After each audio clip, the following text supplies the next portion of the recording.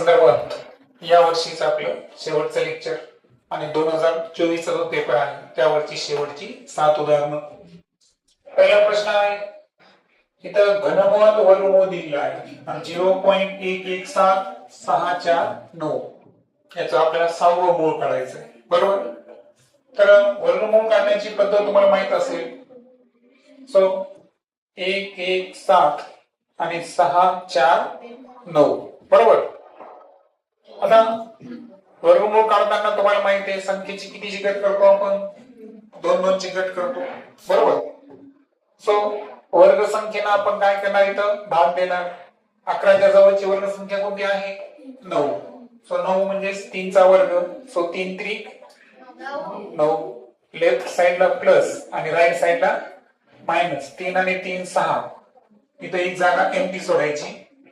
11 मधून 9 गेले किती राहतील, 2. वरून घेताना 76 एकाच वेळेस घ्यायचे.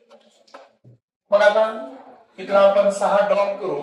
6च्या पाड्यामध्ये 27, साइन चौक 24.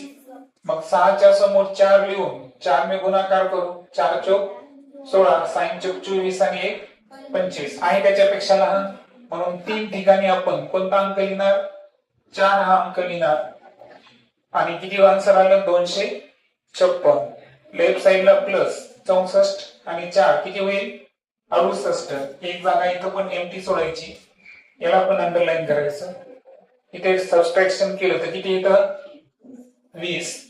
त्यानंतर 49. इथले 2 संख्या अंडरलाईन, इथल्या 2 अंडरलाईन्स आहेत. 6 आणि 20 चा संबंध काय आहे, साइन त्रिक 18. म्हणजे याचा अर्थ 68च्या पुढे 3 लिहून आपल्याला 3 न गुणाकार करायचा आहे.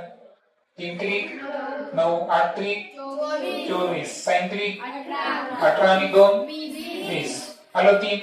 इथे 3, इथे 3 आणि इथे 3. 2049 जर मायनस केले तर आन्सर किती, 0. इथे 686. वर्गमूळ किती आला, 343. पण इथं काय झालेलं आहे बरं, पॉइंट मध्ये आहे. मग तुम्हाला एक नियम माहित आहे की वर्गमुळात 1,17,649 ची किंमत जर 343 येत असेल तर वर्गमुळात 0.117649 बरोबर काय करायचं, प्रत्येक 2 स्थानासाठी एक स्थानामध्ये दशांश चिन्ह ग्राह्य धरायचं. मग सांगा 1 2 3 म्हणजे 343 मध्ये किती स्थान सोडायचे तुम्हाला, 3 स्थळ सोडून दशांश चिन्ह दिलं ते आन्सर काय निघलं, 0.343. आता याचं काय घ्यायचं आपल्याला, घनमूळ घ्यायचं. आता घनमूळ घेताना तुम्हाला माहिती आहे 343 हा कोणाचा घनमूळ आहे, 7चा. पॉइंट आहे घनमूळामध्ये प्रत्येक 3 संख्येसाठी एक संख्येच्या अगोदर आपण काय देतो, दशांश चिन्ह. आणि म्हणून याचं जे आन्सर आहे ते किती असेल, 0.7. पुढे खालीलपैकी परिमेय संख्या कोणती. आता 5 क्षणी मला सांगा, +2 किंवा -2 असल्यावर काय क्रिया करता येते का, नाही. 3√2 हे सुद्धा गुणाकारात आहे, गुणाकार स्वरूपातही काहीच करता येत नाही.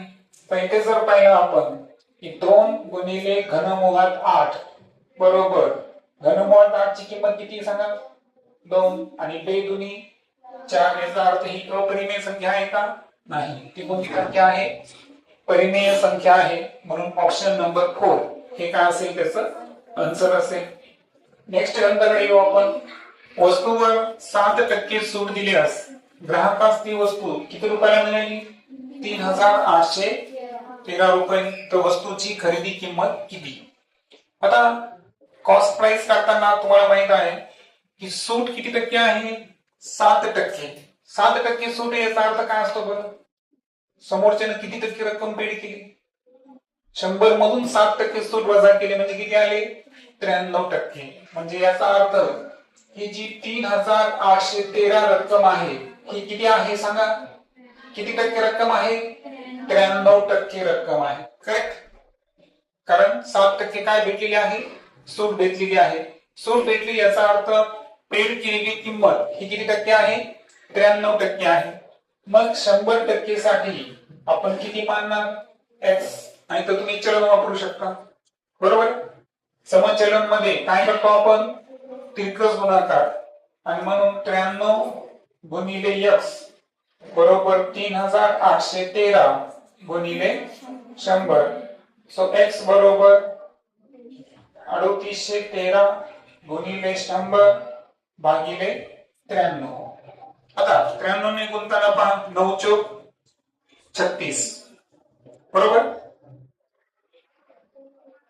93 कोणत्या पाड्यामध्ये येते? 31 मध्ये येते. 31 त्रिक 93, ठीक आहे. 3 भाग देऊ आपण, 3 त्रिक 9, 3 1 3. इथे सुद्धा 3 1 3, 3 2 6, 3 7 21. ओके.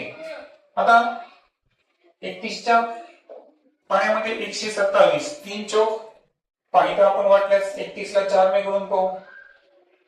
सॉरी, 300 किती आहे ते?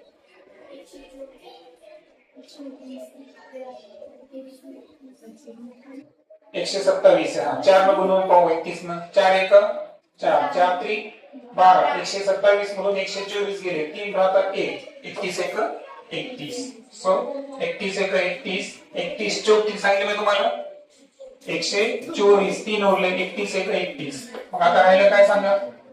41 गुणिले 100 म्हणजे किती आन्सर येईल? 4100. ही त्या वस्तूची काय होती? खरेदी किंमत. पुढे जर पाहिलं आपण तर त्रिकोण एबीसी आणि एबीडी हे कोणत्या कसोटीनुसार पाहिजे? बा को को. आता इथं पहा, इथं काय दिलेलं आहे? हा कोण या कोणाच्या इक्वल आहे, म्हणजे कोण संपला, बरोबर. त्यानंतर ही बाजू दोघांमध्ये काय आहे? सामायिक आहे, म्हणजे इथं बा सुद्धा संपला. आता राहिला कोणाचं अस्तित्व? फक्त कोणाचं, बरोबर आहे का? मग कोणाचं अस्तित्व घेताना दोन कोणाच्या मधली बाजू पाहिजे का आपल्याला? नाही. हा, दोन कोणाच्या मधली बाजू आली तर ती काय होते? ओ बाको होते. आता बघा, इथं हे दोन ऑप्शन तर कटच झाले बाको कोनुसार. आता कोण एबीसी, एबीसी कोणता दिला? एबीडी. हा चालतो आपल्याला, कारण बा को को.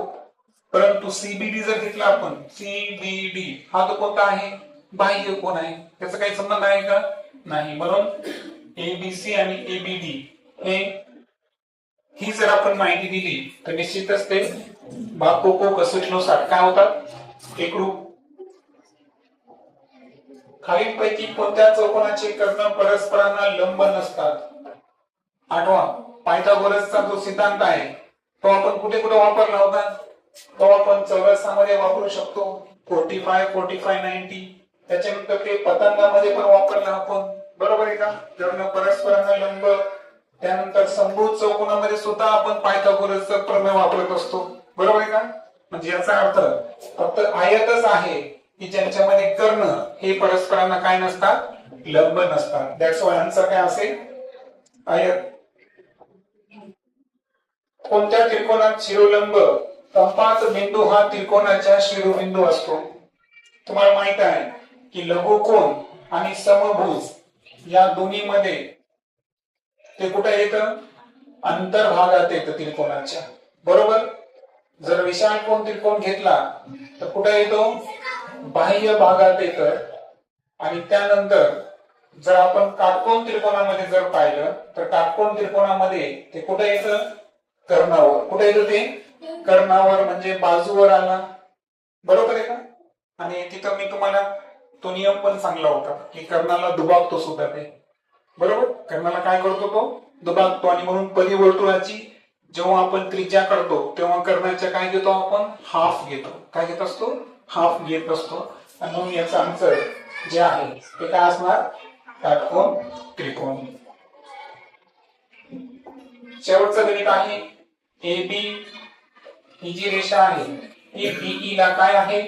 समांतर आहे. आपल्याला DCB चं माप करायचं आहे.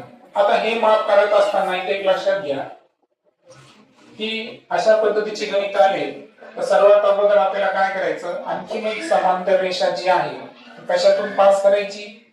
सी मधून पास करायची, बिंदू सी मधून, ओके. आता काय व्हायला बरं इथं, ही रेषा या तिने एकमेकांना काय आहे समांतर. मग हा कोण आणि हा कोण हे एकरूप होतील. कशानुसार सांगा, अंतर्विक्रम कोण. काय ते अंतर्विक्रम कोण, बरोबर. त्यानंतर हा कोण 110 आहे, तर त्याचा रेषीय जोडीतील कोण किती अंशाचा असेल 70. हे दोन समांतर रेषा आहे ही त्यांची छेदिका, म्हणून हा सुद्धा किती होईल 70. करेक्ट. आणि म्हणून अँगल DCB काढायचा असेल तर 50 आणि 70 या दोघांची काय करणार आपण बेरीज, आणि ती किती येईल 120 डिग्री. इथं आपलं NMS फायनलाइज.